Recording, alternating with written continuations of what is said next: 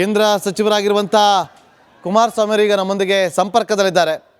Sir ನಮಸ್ಕಾರ. ನೋಡಿದ್ರೆ ಇವತ್ತು ಮಂಡ್ಯದ ನಾಗಮಂಗಲದಲ್ಲಿ ಏನು ಆಗ್ತಾ ಇದೆ ಅಂತೇಳಿ? ಇಲ್ಲ, ಇದು ನಾನು ಮೊದಲು ಇಂಥ ಒಂದು ಘಟನೆಗೆ ನನ್ನ ಒಂದು ಆಕ್ರೋಶ ಅಂತೂ ಹೇಳಲಿಕ್ಕಾಗಲ್ಲ, ನೋವು ಇವತ್ತು ನನಗೆ. ಇಂಥ ಘಟನೆ ನಡೆದಿದ್ದು ನಾನು, ಯಾಕೆಂದ್ರೆ ಇವತ್ತು ಕ್ಯಾಬಿನೆಟ್ ಮೀಟಿಂಗ್ ಮುಗಿಸ್ಕೊಂಡು 9 ಗಂಟೆಗೆ ಬಂದ ನಂತರ ಈ ಘಟನೆ ಬಗ್ಗೆ ಏನು ಮಾಹಿತಿ ಪ್ರಾರಂಭ ಆಯ್ತು ಬಂತು ನನಗೆ. ಪೊಲೀಸ್ ಇಲಾಖೆ ಅಧಿಕಾರಿಗಳಿಗೂ ನಾನು 2 IG ಅವರಿಗೆ SP ಗೆಲ್ಲ ಮಾತಾಡ್ಲಿಕ್ಕೂ ಪ್ರಯತ್ನ ಪಟ್ಟೆ. ಆಮೇಲೆ ಅವರು ಸಿಕ್ಕವರು ಮಾತನಾಡಿದ್ದೀನಿ. ಇಲ್ಲಿ ಪ್ರಶ್ನೆ, ಇವತ್ತು ಶಾಂತಿಯುತವಾಗಿ ಮೆರವಣಿಗೆ ಮಾಡ್ಕೊಂಡು ಹೋಗ್ತಾ ಇದ್ದಂತ ಇವತ್ತು ಏನೊಂದು ಗುಂಪಿನ ಮೇಲೆ ಇನ್ನೊಂದು ಗುಂಪು ಹಲ್ಲೆ ಮಾಡಿರ್ತಕ್ಕಂಥದ್ದು, ಚಪ್ಪಲಿ ಎಸ್ತಿರ್ತಕ್ಕಂಥದ್ದು, ಕಲ್ಲು ತೂರಿ ಅದರ ಮೇಲೆ ಒಂದು ಘರ್ಷಣೆ ಪ್ರಾರಂಭ ಆಗಿದೆ ಅಂತಕ್ಕಂಥ ಒಂದು ಮಾಹಿತಿ ಕೊಟ್ಟರು ನಾನು ಕೇಳಿದಾಗ. ಅದ್ರ ಜೊತೆಗೆ ಅಲ್ಲಿ ಗಣೇಶನ ಅಲ್ಲಿ ಇಟ್ಟಾಗ ಅಲ್ಲಿ ಮುಂದಕ್ಕೆ ಹೋಗದೇನೆ ಕೊನೆಗೆ ಅಲ್ಲಿ ಪೊಲೀಸ್ ಇಲಾಖೆಯವರು ಇವರಿಗೆ ಲಾಠಿ ಚಾರ್ಜ್ ಮಾಡಿದ್ದಾರೆ ಅಂತ ಒಂದು ರಿಪೋರ್ಟ್ ಬಂತು. ಅಲ್ಲಿ ಯಾರೋ ಒಬ್ಬ ಸರ್ಕಲ್ ಇನ್ಸ್ಪೆಕ್ಟ್ರು ಇವ್ರು ಯಾರು ಮೆರವಣಿಗೆಯಲ್ಲಿದ್ರು ಇವ್ರ ಮೇಲೇನೆ ಲಾಠಿ ಚಾರ್ಜ್ ಮಾಡಿದ್ರು. ನಂತರ ಸ್ಟೇಷನ್ ಮುಂದೆ ಗಣೇಶನ್ ತಗೊಂಡು ಹೋದಾಗ ಇನ್ನೊಂದು ಕೋಮ್ನವರು ಕಲ್ಲುಗಳು ತೂರ್ಕೊಂಡು ಚಪ್ಪಲಿ ಹೊಡೆಸೋದು, ಮಚ್ಚೆಸೋದು ಇದೆಲ್ಲ ಮಾಡ್ಕೊಂಡು ಅಲ್ಲೇ ಮಾಡ್ತಕ್ಕಂಥದ್ದನ್ನು ಪ್ರಾರಂಭ ಮಾಡಿದ್ದಾರೆ. ಇದಕ್ಕೆಲ್ಲ ಕಾರಣ ಪೊಲೀಸ್ ಇಲಾಖೆ, ಸ್ಥಳೀಯ ಪೊಲೀಸರು ಏನಿದ್ದಾರೆ ಅವರ ವೈಫಲ್ಯಗಳ ಕಾರಣ ಇದೆ. ಇಲ್ಲಿ ಒಂದು ಕೋಮನ್ನ ಇವರು ಇವತ್ತು ಮೆಚ್ಚಿಸ್ಲಿಕ್ಕೆ ಹೋಲಿಸ್ಕೊಳ್ಳಿಕ್ಕೆ ಸರ್ಕಾರದಲ್ಲಿ ಏನಾಗಿದೆ, ಆ ಒಂದು ಕೋಮ್ನವ್ರು ಏನು ಮಾಡಿದ್ರು ಇವತ್ತು ಅವ್ರಿಗೆ ರಕ್ಷಣೆ ಅಂತಕ್ಕಂಥದ್ದು ನಮ್ಗಿದೆ ಅಂತಕ್ಕಂಥ ಭಾವನೆ ಸೃಷ್ಟಿ ಮಾಡ್ಕೊಂಡಿದ್ದಾರೆ. ನಮ್ಮ ಹಳೆ ಕರ್ನಾಟಕದಲ್ಲಿ ಎಂದೂ ಸಹ ಧಾರ್ಮಿಕ ಕಾರ್ಯಕ್ರಮಗಳು ನಡೆಸಬೇಕಾದ್ರೆ ಕೋಮು ಗಲಭೆಗಳಿಗೆ ಎಂದೂ ಅವಕಾಶ ಕೊಟ್ಟಿಲ್ಲ ನಮ್ಮ ಭಾಗದಲ್ಲಿ. ರಾಜಕೀಯವಾಗಿ ಒಂದು ಬಾರಿ ರಾಮನಗರ ಚನ್ನಪಟ್ಟಣದಲ್ಲಿ ಅಂಗಡಿಗಳಿಗೆ ಬೆಂಕಿ ಇಟ್ಟು ಒಬ್ಬ ಮುಖ್ಯಮಂತ್ರಿ ತೆಗಿಬೇಕು ಅಂತ ಹೊರಟಾಗ ಇದೇ ಕಾಂಗ್ರೆಸ್ ಸರ್ಕಾರ ಇದ್ದಾಗ ನಡೆದಂತ ಒಂದು ಘಟನೆ ಬಿಟ್ರೆ ನಮ್ಮ ಭಾಗದಲ್ಲಿ ಎಂದೂ ಸಹ ಹಿಂದೂ ಮುಸ್ಲಿಂ ಗಲಾಟೆಗೆ ಅವಕಾಶ ಕೊಟ್ಟಿಲ್ಲ. ಆದ್ರೆ ಇವತ್ತು ನಾಗಮಂಗಲದಲ್ಲಿ ಆಗಿರತಕ್ಕಂಥ ಘಟನೆ ಸ್ಥಳೀಯ ಪೊಲೀಸ್ನವರು ಕಾರಣ ಇದ್ದಾರೆ. ಪ್ರಾರಂಭಿಕ ಹಂತದಲ್ಲೇ ಇದು ನಿಲ್ಲಿಸಬಹುದಾಗಿತ್ತು, ಮುಂಜಾಗ್ರತಾ ಕ್ರಮನೂ ತಗೊಂಡಿಲ್ಲ. ಕಳೆದ ವರ್ಷನೂ ಇದೇ ರೀತಿನಲ್ಲಿ ಒಂದು ಸಣ್ಣ ಘಟನೆ ಆಗಿತ್ತು ಅಂತ ಹೇಳಿದ್ರಲ್ಲಿ ಇವರ ಒಂದು ವೈಫಲ್ಯಗಳು ಮತ್ತೆ ಇವ್ರ ಮೇಲೆ ಕಲ್ಲು ತೂರಾಟ ಆಗಿ ಚಪ್ಪಲಿ ಎಸೆದ ನಂತರ ಇವ್ರು ಏನೋ ಒಂದು ನ್ಯಾಯ ಕೇಳಲಿಕ್ಕೆ ಕೂತ್ರೆ ಇವ್ರ ಮೇಲೆ ದಬ್ಬಾಳಿಕೆ ಮಾಡಿ ಪೊಲೀಸ್ ಇಲಾಖೆಯವರು, ಅದ್ರ ಜೊತೆಗೆ ಅವ್ರು ಬಂದು ಇನ್ನೊಂದು ಕೋಮ್ನವ್ರು ಬಂದು ಮತ್ತೆ ಅವರು ಇವ್ರ ಮೇಲೆ ಅಟ್ಯಾಕ್ ಮಾಡಿ ಈಗ ಮತ್ತೆ ಇವ್ರುಗಳನ್ನೇ ಅರೆಸ್ಟ್ ಮಾಡ್ತಕ್ಕಂಥ ಕೆಲಸಕ್ಕೂ ಕೈ ಹಾಕಿದ್ದಾರೆ ಅಂತ ಒಂದು ಮೆಸೇಜ್ ಬಂತು. ಕುಮಾರಸ್ವಾಮಿ ನೋಡಿ, ನೀವು ಕೂಡ ರಾಜ್ಯದಲ್ಲಿ ಮುಖ್ಯಮಂತ್ರಿ ಆಗಿದ್ದಂಥವ್ರು, ಇಂತಹ ಒಂದು ಹಬ್ಬ ಹರಿದಿನಗಳಂತ ಬಂದಾಗ ಪೊಲೀಸರು ಎಲ್ಲರನ್ನೂ ಕೂಡ ಕರೀತಾರೆ, ವಿಶ್ವಾಸಕ್ಕೆ ತೆಗೆದುಕೊಳ್ಳುವಂತ ಕೆಲಸಗಳನ್ನ ಮಾಡ್ತಾರೆ. ಆಗಬೇಕು, ಹೌದು. ಆದ್ರೆ ಇಂಥ ಕೆಲಸಗಳು ಇತ್ತೀಚಿನ ದಿನಗಳಲ್ಲಿ ಆಗ್ತಾ ಇದೆ ಅನ್ನೋದೇ ಪ್ರಶ್ನೆ ಉದ್ಭವ ಆಗುತ್ತೆ. ಇಲ್ಲಿ ಇತ್ತೀಚಿನ ದಿನಗಳಲ್ಲಿ ಇವತ್ತು ಏನಾಗಿದೆ, ರಾಜಕೀಯದ ಮತಗೋಸ್ಕರವಾಗಿ ಕೆಲವು ಕೋಮುಗಳನ್ನ ಓಲೈಸ್ಕೊಳ್ತಕ್ಕಂಥ ಕೆಲಸಗಳೇನು ಪ್ರಾರಂಭ ಆಯ್ತಲ್ಲ, ಇದು ನಮ್ಮ ರಾಜ್ಯದ ದುರಾದೃಷ್ಟ. ನಮ್ಮ ರಾಜ್ಯದಲ್ಲಿ ಇವತ್ತು ಈಗ ನಡೀತಿರ್ತಕ್ಕಂಥ ಇಂಥ ಘಟನೆಗಳಿಗೆ ಕಾರಣ ರಾಜಕಾರಣಿಗಳು ಕಾರಣಕರ್ತಿದ್ದಾರೆ. ಇದರಲ್ಲಿ ನನ್ನ ಅಭಿಪ್ರಾಯದಲ್ಲಿ ನಾನು 2 ಬಾರಿ ಮುಖ್ಯಮಂತ್ರಿ ಇದ್ದೆ. 2 ಬಾರಿ ಮುಖ್ಯಮಂತ್ರಿ ಆದಾಗಲೂ ನಾನು ಯಾವುದೇ ಕೋಮಿನ ಪರವಾಗಿ ವಹಿಸ್ಕೊಳ್ಳೋದಾಗ್ಲಿ ಇಲ್ಲ ಯಾರನ್ನೂ ರಕ್ಷಣೆ ಕೊಡ್ತಕ್ಕಂಥ ಕೆಲಸಕ್ಕೂ ಇಲ್ಲ, ನಾನು ಅಂತ ಘಟನೆಗಳಿಗೆ ಅವಕಾಶನೇ ಕೊಟ್ಟಿಲ್ಲ. ಇವತ್ತು ನಾಗಮಂಗಲದಂತ ಪಟ್ಟಣದಲ್ಲಿ ಪೆಟ್ರೋಲ್ ಬಾಂಬ್ ಎಸಿದ್ದಾರೆ, ಕಲ್ಲು ತೂರಾಟ ಮಾಡ್ತಾರೆ, ತಲವಾರು ಹಿಡ್ಕೊಂಡು ಓಡಾಡ್ತಾರೆ ರಾಜಾರೋಷವಾಗಿ. ಅಂದ್ರೆ ಸರ್ಕಾರ ಇದೆಯಾ ಅಂತ ಕೇಳ್ಬೇಕಾಗತ್ತಲ್ವಾ? ಇದು ಪರಿಸ್ಥಿತಿ. ನಾನು ನಾಡಿದ್ದು ಭೇಟಿ ಕೊಡ್ತಾ ಇದ್ದೀನಿ. ನಾಳೆ ಬೆಳಗ್ಗೆ 1-2 ಇಂಪಾರ್ಟೆಂಟ್ ಮೀಟಿಂಗ್ ಇರೋದ್ರಿಂದ ನಾನಿಲ್ಲ ಬೆಳಗ್ಗೆ ಫಸ್ಟ್ ಫ್ಲೈಟ್ಗೆ ಬರಬೇಕು ಅಂತ ಇದ್ದೆ ಬೆಂಗಳೂರಿಗೆ. ನಾಳೆ ಮಧ್ಯಾಹ್ನ ಬರ್ತಾ ಇದ್ದೀನಿ, ನಾಳೆ ರಾತ್ರಿ ಇಲ್ಲ ನಾಡಿದ್ದು ಬೆಳಗ್ಗೆ ಸ್ಪಾಟ್ಗೆ ಹೋಗ್ತಾ ಇದ್ದೀನಿ. ಏನಿದೆ ವಾಸ್ತವಾಂಶ ತಿಳ್ಕೊಂಡು ನಂತರ ನಾನು ಮಾಧ್ಯಮದ ಸ್ನೇಹಿತರ ಜೊತೆ ಮಾತಾಡೋದು ಅಷ್ಟೇ ಅಲ್ಲ, ನನ್ನ ಭಾವನೆಗಳು ಏನು ಹೇಳ್ಬೇಕಾಗುತ್ತೆ ಹೇಳ್ತೀನಿ. ಈಗ ಕುಮಾರಸ್ವಾಮಿ ಈಗ ನಾವು ಸಚಿವರ ಹತ್ರ ಮಾತಾಡಿದ್ವಿ, ಆ ಒಂದು ಪ್ರಯತ್ನವನ್ನು ಕೂಡ ಮಾಡಿದ್ವಿ. ಅವ್ರು ಹೇಳಿದ್ರು ಈಗ ಸದ್ಯಕ್ಕೆ ಪರಿಸ್ಥಿತಿ ಹತೋಟಿಗೆ ಬಂದಿದೆ, ಇದನ್ನ ಹೆಚ್ಚು ಮಾಡೋದು ಬೇಡ ಅಂತೇಳಿ. ಅದು ಒಂದು ರೀತಿಯಲ್ಲಿ ಒಳ್ಳೆ ವಿಚಾರನೆ. ಆದರೆ ಲಾಂಗು ಮಚ್ಚುಗಳು ಬರುತ್ತೆ, ರಸ್ತೆ ಬದಲು ನಿಂತಿರುವಂಥ ಬೈಕ್ಗಳಿಗೆ ಬೆಂಕಿ ಹಚ್ಚುತ್ತಾರೆ, ಪೊಲೀಸರ ಎದುರನ್ನೇ ಅವರು ಕಲ್ಲು ತೂರಾಟವನ್ನು ಮಾಡ್ತಾರೆ, ಅಂಗಡಿ ಮುಂಗಟ್ಟುಗಳಿಗೆ ಬೆಂಕಿ ಹಚ್ತಾರೆ ಅಂತಂದರೆ ಇದೆಲ್ಲವೂ ಕೂಡ ಪ್ರೀ ಪ್ಲ್ಯಾನ್ ಅಂತ ಅನ್ಸಲ್ವಾ? ಇಲ್ಲ, ಇದರಲ್ಲಿ ಪ್ರೀ ಪ್ಲ್ಯಾನ್ಡ್, ಇದರಲ್ಲಿ ಏನು ಸಂಶಯನೇ ಇಲ್ಲ. ಯಾವಾಗ ಪೆಟ್ರೋಲ್ ಬಾಂಬ್ ಎಸಿತಕ್ಕಂಥದ್ದು, ತಲವಾರು ಇಟ್ಕೊಂಡು ರಸ್ತೆ ಬರ್ತಾರೆ ಅಂದರೆ ಕಲ್ಲು ಎಸ್ತಕ್ಕಂಥದ್ದು, ಚಪ್ಪಲಿ ಎಸಿತಕ್ಕಂಥದ್ದು ಒಂದು ಭಾಗ. ಈಗ ಹೇಳಿದ್ರಲ್ಲ, ಈಗ ಅಲ್ಲಿ ಸ್ಥಳೀಯ ಜನಪ್ರತಿನಿಧಿ ಈಗ ಎಲ್ಲ ತಾಬದಿಗೆ ಬಂದಿದೆ ಅಂತೇಳಿ ನಾನು ಅರ್ಧ ಗಂಟೆ 1 ಗಂಟೆನೇ ಆಯ್ತು SP ಅವರಿಗೆಲ್ಲ ಹೇಳಿದೆ, ಸ್ಟ್ರಿಕ್ಟಾಗಿ ಆಕ್ಷನ್ ತಗೊಳ್ಳಿ, ಯಾವುದೇ ಕಾರಣಕ್ಕೂ ಇದು ಪ್ರೆಸಿಪಿಟೇಟ್ ಆಗೋದು ಬೇಡ ಅಂತ ಹೇಳಿ. ಈಗ ಇವ್ರು ಏನ್ ಹೇಳ್ತಾರೆ, ತಾಬದಿಗೆ ಬಂದಿದೆ ಇದನ್ನ ನಿಲ್ಲಿಸ್ಬೇಕು ಅಂತ ಹೇಳ್ತಾರೆ. ಈಗ ಯಾರು ಪ್ರಶ್ನೆ ಮಾಡಿದ್ರು ಗಣೇಶನ ಉತ್ಸವದಲ್ಲಿ ಭಾಗವಹಿಸಿದ್ರು, ಅದರಲ್ಲಿ ಆ ಪಕ್ಷ ಈ ಪಕ್ಷ ಅಂತ ಅಲ್ಲ, ಕಾಂಗ್ರೆಸ್ನ ಅಭಿಮಾನಿಗಳು ಇದ್ದಾರೆ, ಅದರಲ್ಲಿ ಎಲ್ಲಾ ಪಕ್ಷರು ಇದ್ದಾರೆ. ಇಲ್ಲ ಯಾವ್ದೋ ಸಂಘಟನೆಗಳು ಮಾಡೋರೆ ಅಂತೂ ಇಲ್ಲ. ಅಲ್ಲಿ ಇರ್ತಕ್ಕಂಥದ್ದು ಯಾವ್ದು ದೊಡ್ಡ ಸಂಘಟನೆಗಳಿಲ್ಲ, ಧಾರ್ಮಿಕ ಇದನ್ನ ಹಿಡ್ಕೊಂಡು ಓಡಾಡೋರು.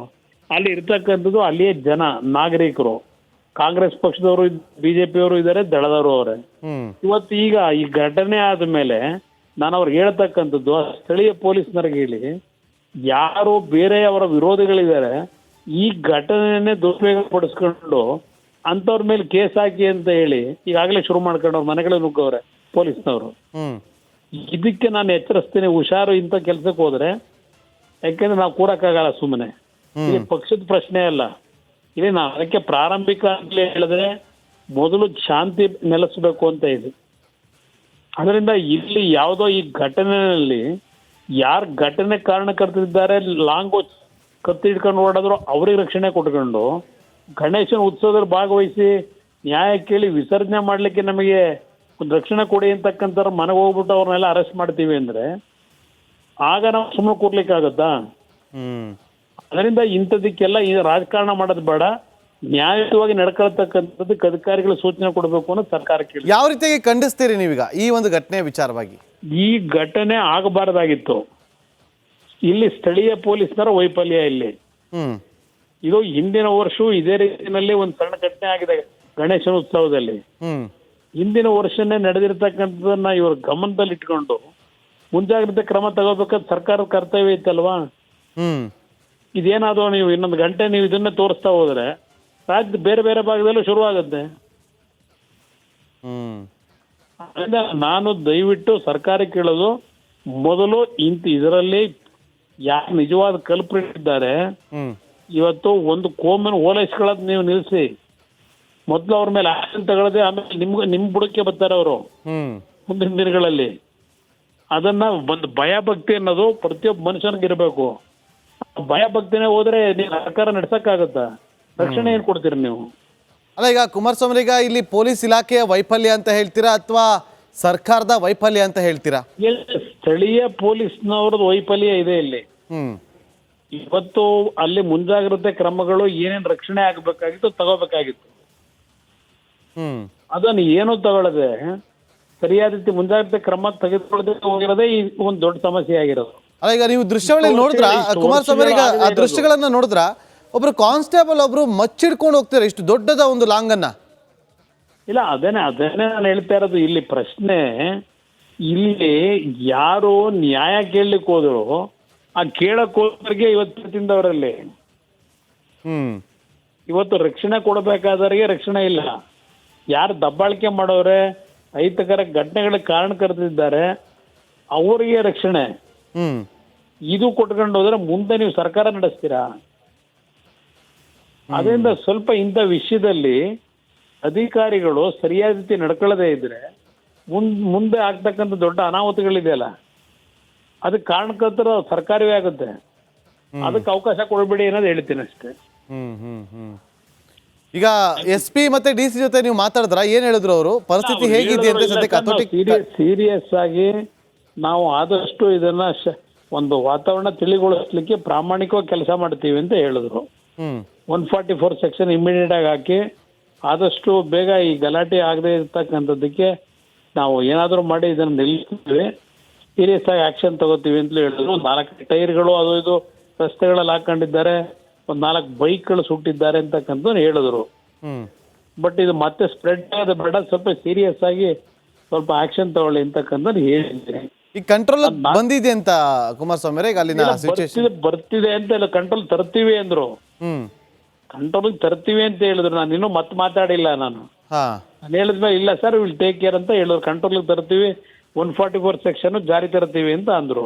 ಮತ್ತೆ ಸಚಿವರು ಹೇಳಿದ್ರು, ಚಲುವರಾಯಸ್ವಾಮಿ ಅವರು ನಾವು ಕಂಪ್ಲೀಟ್ ಕಂಟ್ರೋಲ್ಗೆ ಬಂದಿದೆ, ಪರಿಸ್ಥಿತಿ ಅಂತೇಳಿ? ನಾನು ಅದು ಹೇಳ್ತಾ ಇದ್ದೇನೆ, ನಾನು ಫೋನ್ ಮಾಡಿದಾಗ ಕಂಟ್ರೋಲಿಗೆ ತರ್ತೀವಿ ಅಂತ ಹೇಳಿದ್ದಾರೆ. ನಾನು ಫೋನ್ ಮಾಡಿದ್ದು ಅವರಿಗೆ ಬಹುಶಃ 10-10:30 ಫೋನ್ ಮಾಡಿದ್ದೀನಿ. ಕಂಟ್ರೋಲಿಗೆ ತರ್ತೀವಿ ಸರ್ ಅಂತ ಹೇಳಿದ್ದಾರೆ. ಓಕೆ, ಸ್ಥಳೀಯರ ಜೊತೆ ಏನಾದ್ರು ಮಾತಾಡಿದ್ರ ಕುಮಾರಸ್ವಾಮಿ ಅವರೇ? ಈಗ ಮಂತ್ರಿಗಳಿಗೆ ಹೇಳಿರ್ಬೋದು ಕಂಟ್ರೋಲಿಗೆ ತಂದಿದೀವಿ ಅಂತ ಹೇಳಿ ಅಷ್ಟೇ, ಅದರ ಮೇಲೆ ಅವ್ರು ಹೇಳಿದ್ರು. ಹಾ, ಸ್ಥಳೀಯರ ಜೊತೆ ಏನಾದ್ರು ಮಾತಾಡಿದ್ರ? ಏನಾದ್ರು ನಿಮ್ಮನ್ನ ನಾನಿಲ್ಲ, ಸ್ಥಳೀಯ ಕಾರ್ಪೊರೇಟರ್ ಒಬ್ರಿಗೆ ಮಾತನಾಡಿದೆ. ಅವ್ರೇನಾದ್ರು ಹೇಳಿದ್ರು ಈ ರೀತಿ ಆಯ್ತು ಅಂತಕ್ಕಂಥ ಘಟನೆ ಅವರು ಎಕ್ಸ್ಪ್ಲೈನ್ ಮಾಡಿದ್ರು ಏನಾಯ್ತು ಅಂತಕ್ಕಂಥದ್ದನ್ನ. ಏನಾಯ್ತು ಅಂತ ಹೇಳಿದ್ರು ನಿಮ್ಮ ಹತ್ರ? ಇಲ್ಲ, ಅವ್ರು ಹೇಳಿದ್ದು ಅದು ಪ್ರಶ್ನೆ ಬಂದಾಗ ಆ ಒಂದು ಪ್ರಾರ್ಥನಾ ಮಂದಿರದಿಂದ ಚಪ್ಪಲಿ ಎಸ್ತಿದ್ದು ಕಲ್ಲು ಎಸ್ತಿದ್ದು ಹೇಳಿದ್ರು. ಅದ್ರ ಮೇಲೆ ಪ್ರತಿಭಟನೆ ಮಾಡಿ ಅಲ್ಲಿ ಕೂತ್ಕೊಂಡ್ರಲ್ಲಿ ಎಲ್ಲ ಪ್ರಶ್ನೆ ಬಂದಂತವ್ರು. ಅದರಲ್ಲಿ ಪಕ್ಷದ ಪ್ರಶ್ನೆ ಇಲ್ಲ, ಎಲ್ಲಾ ಪಕ್ಷದವರು ಅದರಲ್ಲಿ ಪ್ರಶ್ನೆಗಳಿದ್ದಾರೆ. ಪಕ್ಷದ ಮೇಲೆ ಯಾವ್ದೋ ಪಕ್ಷದವರು ಇದು ಗಲಾಟೆ ಉದ್ಭವ ಮಾಡಬೇಕು ಅಂತ ಮಾಡಿರೋದಲ್ಲ ಇದು. ಅಲ್ಲಿ ಪ್ರಚೋದನೆ ಕಾರಣ ಇದು ಪ್ರಾರ್ಥನಾ ಮಂದಿರದಿಂದ ಕಲ್ಲು ಎಸ್ತಿರೋದು, ಚಪ್ಪಲಿ ಎಸ್ತಿರೋದು. ಆಮೇಲೆ ತಗೊಂಡೋಗಿ ಪೊಲೀಸ್ ಸ್ಟೇಷನ್ ಮುಂದೆ ಇದನ್ನ ಇಟ್ಟು ವಿಸರ್ಜನೆ ಮಾಡ್ಲಿಕ್ಕೆ ರಕ್ಷಣೆ ಕೊಡಬೇಕು ಅಂತ ಹೋದ್ರು. ಇವ್ರು ಕೂತ್ಕೊಂಡು ಶಾಂತಿಯುತ ಪ್ರತಿಭಟನೆ ಮಾಡ್ತಿದ್ದಾರೆ ಮೇಲೆ ಮತ್ತೆ ತಲವಾರ್ಗಳು ತಂದು, ಕಲ್ ತಂದು, ಪೆಟ್ರೋಲ್ ಬಾಂಬ್ ತಂದು ಎಸ್ತಿದ್ದದ್ದು ಇದೆಲ್ಲ ಮಾಡಿದವ್ರು ಯಾರು? ಇದನ್ನ ಏ ರೀತಿ ಆಗಿದೆ ಅಂತಕ್ಕಂಥ ಗಮನಕ್ಕೆ ತಂದಿದ್ದಾರೆ. ನಾನೇ ಸ್ಥಳೀಯ ಕನ್ನಡ ಮಾಧ್ಯಮ ಲೋಕದಲ್ಲಿ ಒಂದು ಹಿಸ್ಟಾರಿಕ್ ಕಾರ್ಯಕ್ರಮ. ನಾವು ಇಲ್ಲಿ ಬಂದಿದ್ದು ರೈತರ ಧ್ವನಿಯಾಗೋದಿಕ್ಕೆ. ರಿಪಬ್ಲಿಕ್ನ ಕನ್ನಡ ಚಾನೆಲ್ನಲ್ಲಿ ಇದು ಒಂದು ಉತ್ತಮವಾದಂಥ ಕಾರ್ಯಕ್ರಮಗಳಿವೆಲ್ಲ. ಜನನು ಕೂಡ ಬೆಂಗಳೂರು ಕಡೆ ಬರ್ತಾ ಇದ್ದಾರೆ, ಕೆಲಸಕ್ಕೋಸ್ಕರ ಬರ್ತಾ ಇದ್ದಾರೆ. ಡಿ ಕೆ ಶಿವಕುಮಾರ್ ಅವರ ಕನಸಿನ ಕರ್ನಾಟಕ ಹೇಗಿರಬೇಕು? ನಾನು ಜನ ಬೆಂಗಳೂರಿನ ವಲಸೆ ಬರೋದನ್ನ ತಪ್ಪಿಸ್ಬೇಕು. ಸವಾಲನ್ನ ಸ್ವೀಕಾರ ಮಾಡಿದಾಗ ಯಶಸ್ಸನ್ನು ಕಾಣೋದಕ್ಕೆ ಸಾಧ್ಯ. ಧರ್ಮ ಅಂತಂದ್ರೆ ಕೇವಲ ಆಧ್ಯಾತ್ಮಿಕಕ್ಕೆ ಸೀಮಿತವಾದದ್ದಲ್ಲ. ಯಾವ ಸಮಿಟು ಇಲ್ಲ, ನಾನ್ ಸ್ಟಾಪ್ ಲೈವ್ ಮಾಡಿರೋದು.